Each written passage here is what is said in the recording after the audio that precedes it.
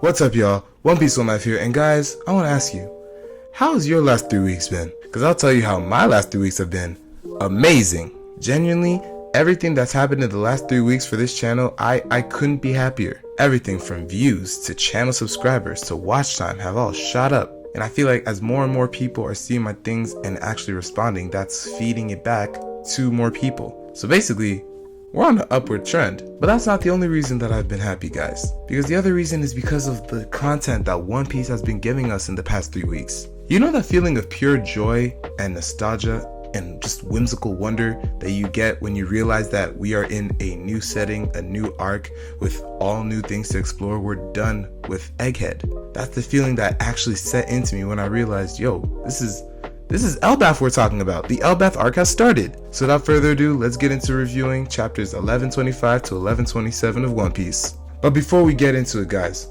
real quick, do me a favor, like the video, subscribe to the channel for more One Piece content just like this. Guys, we are literally 5 away, as of the time that I'm making this video at least, 5 away from 200, the goal that we had for the end of the year. Let's just get that last push there. I know we can do it. And to everyone who's new, welcome. I love it that you're here. Make sure you're sharing the channel around with all your friends who love One Piece. Y'all know what we say.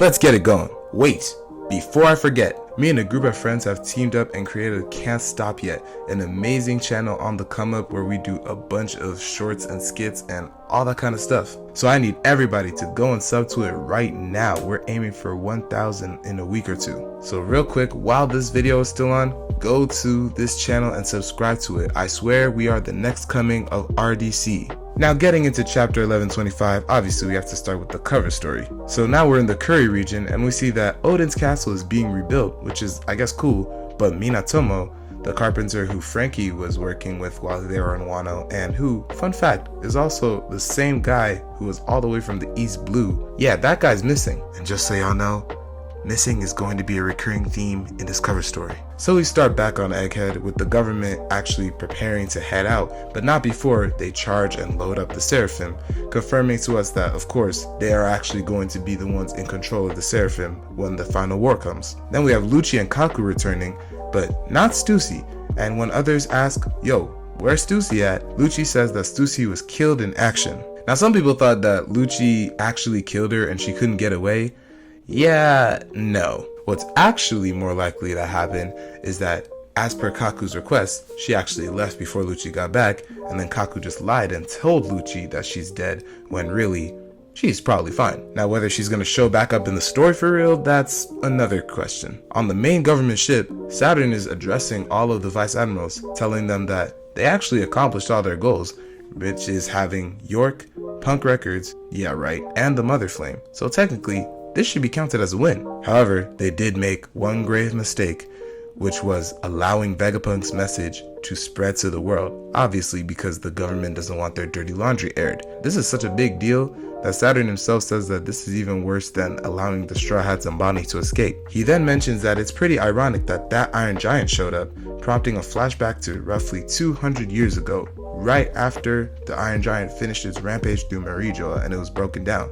The scientists had received orders to scrap it, but Saturn, in his curiosity, told them, no, I'll take the fall for this. I want to make sure that we study this thoroughly. Now this is interesting for a few reasons. Firstly, the way that he says that Iron Giant, is that supposed to imply that there were more Iron Giants at some point? Most likely not, just because he's probably referring to the Iron Giant from 200 years ago. He just never thought he'd see it again, but interesting points nonetheless. Speaking of 200 years ago? Oda softly confirming the theory that the Gorosei are not from this current era, at least not all of them. And then we'll get into it more towards the end of the chapter, but wow, does Saturn have a reputation of having the things that he does come back to bite him in the spider butt. And then, oh, poor Doberman. Vice Admiral Doberman, in short, he F's up. He says that he's a loyal soldier to the government, but with that said, he wants to ask whether there's any validity to Vegapunk's argument. And this earns him, well, death.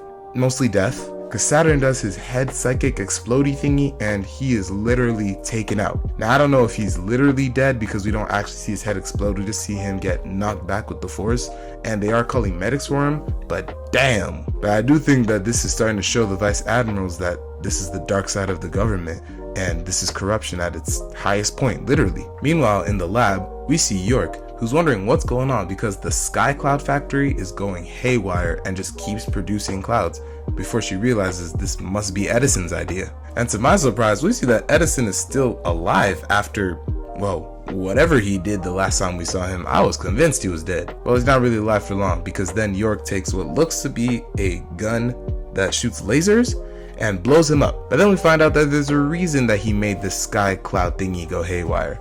And that's because the Vegapunk's plan is to create so many Sky Clouds that it can literally carry the egg of punk records away. And since we're already here, even though it's a bit later in the chapter, we may as well talk about it now. We see what can only be described as an amalgamation of Vegapunks. Vegapunk Frankenstein, if you will. Ooh, Frankenpunk. Now, this has to be one of the most bizarre and low-key goofy things I've ever seen in One Piece. Pal has the head of Edison, one arm is Pythagoras's, the other arm is Atlas, and the body of Shaka. And yet somehow all four of their voices are still heard in their head system, which just clarifies what Lilith said last chapter when she told everybody that don't worry, the Vegapunks aren't dead. I think the most interesting thing to come out of this is that they're talking about how the reason that they had to do this is because the world is not at a place where they are ready to understand and read up on all their information, which makes me think that this is a plot device for Oda to, make sure that the world doesn't learn about the information that the Vegapunks have, and that stuff doesn't get out just yet, that now is not the right time. Which means the time will likely coincide with the dawn of the world and the defeat of the world government. Oh, and then just for good measure, they also call Heridas of Witheria,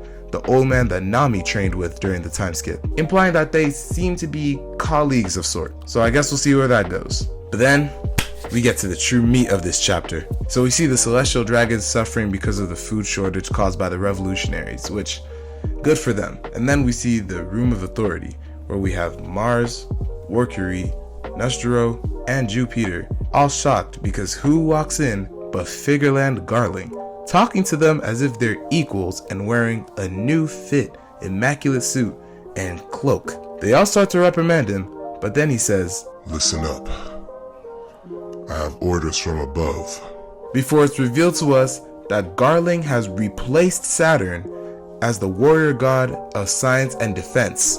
And then, for extra measure, we head back onto the government boat where we see Saturn being overtaken by Black Miasma and clutching his throat like, oh my goodness, I cannot breathe. He literally rots away in front of our eyes, with Imu saying that it was his fault that Joy Boy was allowed to escape, and for that he has to pay the price, and literally kills Saturn, leaving nothing but a skeleton clattering to the floor. And oh my god, he made this man into Brook. Yo. Firstly, this basically confirms to me that Imu is the one with the power, and they're just able to share that around to the people around them. So they go ahead and pick the elite celestial dragons to be their, closest retainers. But in the same way that they gave them the power, they can just as easily take it away and kill them. Second thing, if this is how easy it is for the Gorosei to be replaced, how many times do we think this has happened in the past? I mean, there's definitely something to be said for the fact that Jupiter looks a lot younger than the rest of them. And third, what does this mean for Katarina Devon and her ability to turn into Saturn now? Now obviously the other Gorosei and Imu will know that it's not him, but how is this information going to be spread? And if it's not spread to everybody, Katarina will still have the authority that Saturn normally begets. I already know she's going to end up manipulating a lot of people. And then fourth thing, I mentioned this a bit earlier, but the government has a continuous, consistent theme of letting their own hubris be their downfall. We've seen this through multiple occasions throughout the story, which, you know what, now that I think about it, that might be a good video. But right now, we're seeing it especially with Saturn. And then we cut to the revs at Kamabaka real quick. There's only really two things of note. First is that it's confirmed the reason that the Celestial Dragons chose the red line is because of how high up it is and allowing them to escape the rising tides, which I and a lot of other people theorize already. And two is that apparently Tequila Wolf isn't the only bridge that's being built throughout the world, because apparently there's also vodka, rum, and bourbon wolves in other parts of the world, all in the process of being made for the past 700 years. The fact that Oda is tying in cover story stuff so well with the current narrative, that's just amazing to me. Moving on to 1126, in the cover story, we just see that Yamato's eating soba and learning that some of the soba girls who work in the shop have gone missing. Now, starting with the Straw Hats group, we have Oimo and Kashi recounting the story of how they had gone to Little Garden to get the two masters because, they wanted to bring them back after Usopp told them that they were still alive in Nini's lobby. And Dora and Bragi only agreed so that they could go back to Elbaf and get new weapons to continue their battle. Then as the Straw Hats are drinking some booze, they learn that it's called Absinthe, the green fairy, and can cause strong hallucinations. I searched it up, and this is a real spirit found and localized around the European region, so the next time I'm in France, I'm gonna try it and tell y'all if I hallucinated or not. And then of course we see Bonnie and Kuma together, with Kuma even seemingly smile, which I don't know how much of that smile is just Oda wanting to portray that versus Kuma actually being there, but we finally get the promise that they made way back when they said that they would see the horizon together. And so while all that general happiness and fun times happen, savor that while we can, because we cut to something that's anything but that. So we're now at Gartel Island, an island in the New World under Shanks' control. Now this is the island that Bartolomeo burnt the flag of in the cover story, and the one that the Red Hair Pirates were talking about having to deal with the incident when they were outside Wano. I was just surprised because I didn't think this was actually going to lead to anything significant, but here we are. So now we have Bart literally laying in front of Shanks prostrate,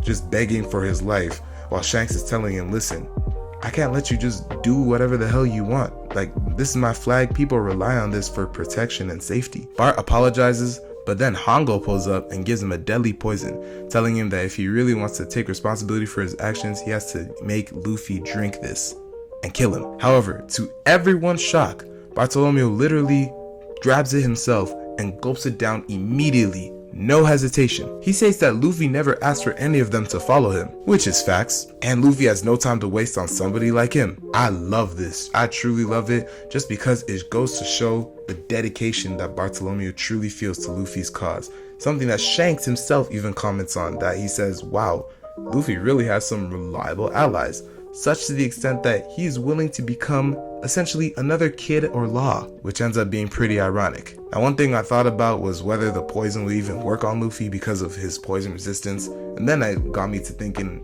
do the Red Hair Pirates even know that Luffy is immune to poison? But it doesn't matter, as it all turns out to be a bluff, and Shanks just lets Bartolomeo go free. Basically confirming not only is Shanks, compassionate, fair, if you go the right way about it. Yes, I'm talking to you, useless mid. Never a dull day for kid slander. But it also confirms to me at least, Shanks is not evil. Let's put that narrative to bed, please. It's over, it's done with. Evil twin, I can get behind that. And then we have, I think I found a new hatred for a new character. So we have YASOPP, who pulls up and says, yo Shanks, move aside. I think we need to still teach them a lesson. And he literally shoots and blows up the Going Luffy senpai, taking out the Barto Club in the same way that the Kid and Heart Pirates were. And I just want to ask, how dare you? Who does this bum think he is? First of all, Shanks had already let them go, which means the captain is okay with the outcome. Who the hell are you to go against what the captain ordered? Like, this would be the equivalent of Luffy letting somebody go, and then as they're running away, Zoro takes out his sword and slices their back. Yes, this is underhand Zoro slander. Never a bad moment for Zoro slander either. Second of all, what was the point of letting them get all the way to the ship and go away? You still had them in your clutches. If you wanted to kill them, why didn't you just kill them when they were still there? Cause Bartolomeo is a devil fruit user, which means he can't swim. He's gonna drown regardless. This guy's evil. Third, it's insane to me that YASOPP has the audacity to come out now and start shooting at people who are literally turning their backs to him when he's too much of a coward to even face his son. Nah, I'm sorry, YASOPP is a bum and no one can tell me otherwise. Get that man out of here. I feel like that one meme. Screw YASOPP. All my guys hate YASOPP. The one thing to mention about this whole encounter is that this means that Shanks and his crew are not on Elbaf, which is a point of contention for a lot of people because we think that that's when Shanks and Luffy's crews are going to have to meet. Now I'm just going to say that the jury's still out on that, but I don't think they went very far. And if anything, I don't think it's hard for them to go back. So I don't think them not being on Elbaf now doesn't mean we won't get them on Elbaf later. And then we cut to Hachinosu, where we have Blackbeard and his crew talking, and Blackbeard is chewing Pizarro out for letting Kobe escape, as if Pizarro is the only bum that's responsible for that mess. As we see Sanwan Wolf using his literal size to put the the buildings back where they're supposed to be, we got confirmation that Moria also escaped, and I guess Perona by consequence. And then we see a spread of all the Blackbeard pirates who are on Hachinosu as of right now together, and I'm just gonna say it, I really love their dynamic just as much as the Straw Hats. I mean, really, this is just a what if the Straw Hats were evil. Then Kuzan does tell him that, listen, even though Kobe did get away, we did get Garp. So technically, we traded up. Kuzan does say specifically that he was aiming to kill Garp, but he just would not die. And then we get confirmation that Garp is alive and just chained up, which of course he is. He's Garp. And all I'm gonna say is, listen, even Oda knows that the Blackbeard pirates are currently bums, because Kuzan makes a point of saying, how the hell we were all a team and jumped him and still couldn't take this man down. Blackbeard then says that we also got Pudding, and he actually shows them, Pudding's right here. She can read the poneglyphs once she opens her third eye. So we have somebody who can read the poneglyphs before saying, get that man Lafitte on the line immediately. So as Lafitte is being called, we finally know where this guy has been, and that's that he is actually near the Red Port. He is at Umit Shipping Company. Umit was one of the underworld emperors that showed up at Big Mom's tea party, and he controls basically all of transport and shipping. So he was stationed there by the Red Port just to watch how the revolutionaries are going at the government, and he's reporting that the Bondolas that would usually bring food up to Marijoa, they're literally sabotaging them. But then Teach says, listen, as much as you've been watching, this ain't the time for watching anymore. Get ready. Tee up. It's about to be your turn. Which means we may finally see what Lafitte can do. And that's exciting to me because Lafitte has always been one of the most elusive members of the Blackbeard Pirates, one of the members shrouded in mystery the most, and we don't know what his devil fruit is. He's actually the only one whose devil fruit we don't know. We also see that Devon and Augur's ship is back, and interesting thing, whenever their ships get back, Pizarro literally uses his hand as the island and plucks them from the sea to put them back where they are. But regardless, Carabo's with them, which means that the next time we see these guys, they may be making a break for 1 or 2 ancient weapons. And then in the last part of the chapter, chaos is ensuing because as we cut back to it, Luffy, Zoro, Nami, Usopp, Sanji, and Chopper, as well as the Thousand Sunny, have all gone missing. Literally, half of the crew just simply vanished. We still got Robin, Frankie, Brooke, Jinbei, Bonnie, and Lilith with the Giants on their ship. And as they wonder what happened, in the very last part of the chapter, we see Nami waking up in what we can assume to be her Elbaf fit, waking up in what seems to be like some sort of Lego castle land and wondering, where the hell am I? I'm just gonna go ahead and say it. This may be one of the best Nami fits we've seen ever. A fur cape and a sword? For Nami? Oh, it's time. And speaking of its time, it's Elbaf time, as we finally get Elbaf itself in 1127. In the cover story of this one, we see that Inuarashi was named the new daimyo of Kuri, where Odin was actually, the daimyo of before becoming the shogun of Wano, which wouldn't have been my pick, but hey, I'm glad for old doggo. And then he's talking with Yamato about the people being missing. Anyways, so we start off on Elbaf itself, seeing some of the giants comment that there's a fire and an aroma seemingly coming from the forest. And as they move to put it out, they also confirm that if this fire gets to the Yggdrasil tree, there's going to be problems, confirming that the big tree we see is indeed called Yggdrasil. Now this is one of the many predictions during my Elbaf prediction video, which means we can literally bring up our bingo card and cross out our first thing. First chapter, I'm already feeling this. We then see that a bunch of stinger moles, which are essentially giant monster bees, keep falling from the sky, which they say usually does not happen. And similarly, they hear that apparently the tremors that they felt earlier in the day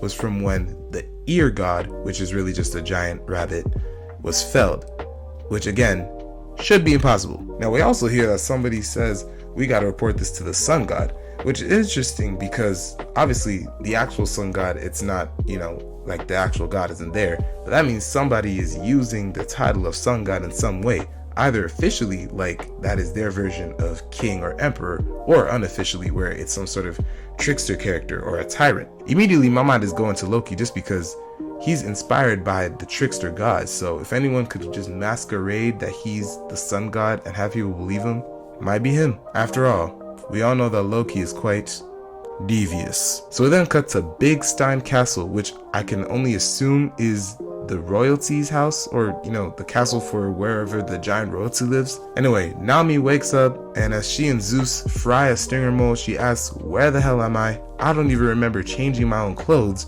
what is going on? There's a great comedy scene where she shouts like for the monster trio because she wants one of them to come help her, and then it's like, I'll even take Usopp. Because I'm just like, Nami, you didn't have to say that. And then funny enough, she does hear Usopp's voice, but as she turns a corner, she sees a monster porcupine just parading the halls, I guess. So the porcupine thing gets scared by Nami and then gets angry that it got scared, even though it wasn't Nami's fault. So as it's enraged and it starts chasing her, she runs to the ledge and tries to find Usopp, who ends up being in the mouth of a giant, what can only be assumed to be Cheshire monster cat. So Nami then uses Zeus to fry the porcupine, and then the porcupine breaks the ledge that she and it are on, falling onto the monster cat, electrifying both of them.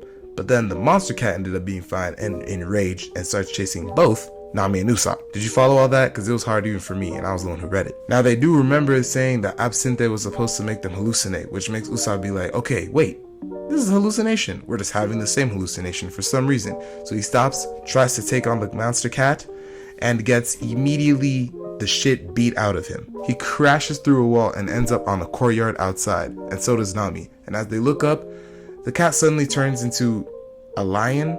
I really don't understand what's happening in this chapter. But then as the lion is literally about to eat the two of them, that's when the monster trio comes in with the clutch save using the, and sorry, I'm gonna have to read this. Actually, no, I'll just say what attacks it combines. Sanji's Ifrit Jambe Epole Shot, Luffy's Gear Third Gum Gum Elephant Whip, and Zoro's 3-sword style Black Road Dragon Twister. So as the three of them show up, take out the cat, and everything's cool and blessed, it's revealed that literally everything that happened at the beginning of the chapter, where they're like, oh my goodness, all of these things keep happening to our majestic beast. Yeah, that was just the monster trio going out for a casual stroll. Like, shit was really easy for them. So you have Luffy just having fun exploring finally and being like, I'll go and find bigger food next time. You got Zoro saying, we gotta establish the rest of the crew's safety and the ship. Like, what's wrong with you? And then we have Sanji saying, listen, if you are going to get back more food, make sure you find that beehive again.